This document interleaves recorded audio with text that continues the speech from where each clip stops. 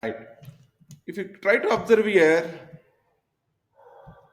next one is we need to understand where you can write some small notes you want to maintain.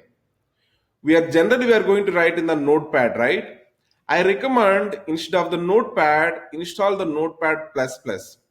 Notepad plus plus has some extra advantages. Even you can highlight the hyperlink. Even you can go and you can type the markdown language.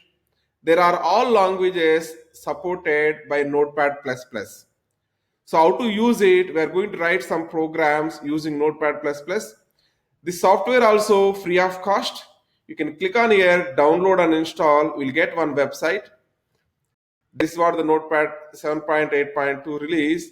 There you can click on this one. Then you can see one software you are going to get it, download it and install Notepad plus plus also.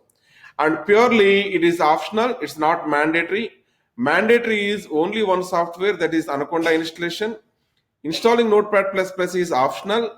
However, I recommend this one because down the line, here and there, I will be using it.